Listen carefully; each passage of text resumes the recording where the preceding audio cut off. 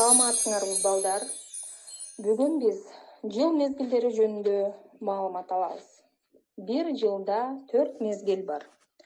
Алар кыш, жаз, жай, күз.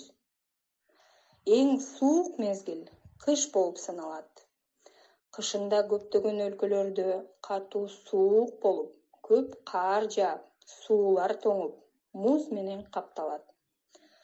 Бак-дарактар жалбырактарсыз калышат. Күн кыскарып, түн узарат. Кээ бир жаныбарлар кышы менен уктап жатышат.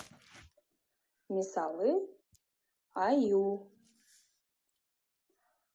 Адамдар жылуу кийимдерди кийишет.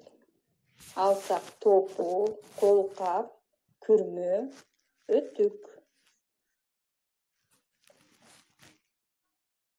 Балдар кар киши жасашып, чана, коньки, лыжа тебишет.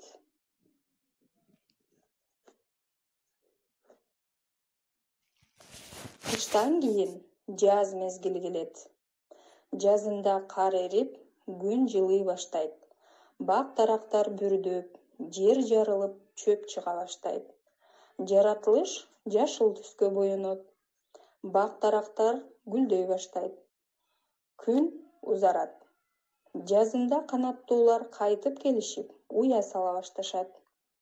Адамдар жаз мезгилинде көп убактысын жаратылышта өткөзүшөт.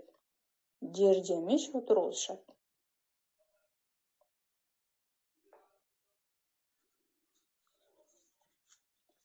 Балдар болсо ар түркүн оюндарды ойношот.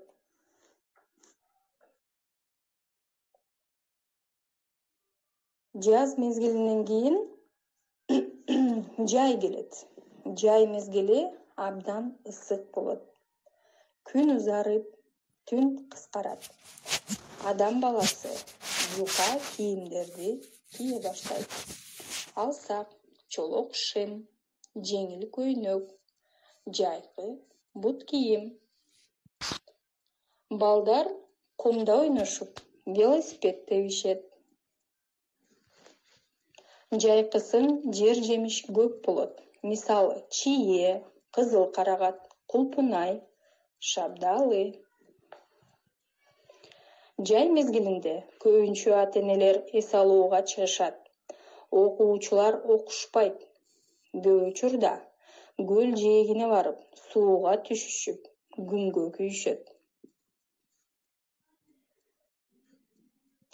Жай мезгилинен кийин күз келет. Күзүндө бак-дарактардын жалбырактары саргайып, жерге түшө баштайт. Айлана алтын түскө боелот. Ошондуктан алтын күз деп айтышат. Токойлордо көптөгөн козу карындар пайда боло баштайт. Бул мезгилде жаан көп жаайт. Ошондуктан адамдар кол чатыр көтөрүшүп, буттары суу болбош үчүн өтүк кийишет. Окуучулар сүйүктүү мектебине барышат. Күз мезгилинде адам баласы жыйым терим иштери менен алектенет. Жаныбарлар кышка даярдык көрүп башташат. Көптөгөн канаттуулар жылуу жактарга сапар тартышат. Ушуну менен бүгүнкү сабагыбыз аягына чыгып барат. Үйгө тапшырма жыл мезгилдеринин сүрөтүн тартуу, аларды ооз-эки айтып берүү. Үй тапшырмаларыңарды сүрөткө, видеого тартып, группага салганды унутпагыла. Көңүл бурганыңарга чоң рахмат.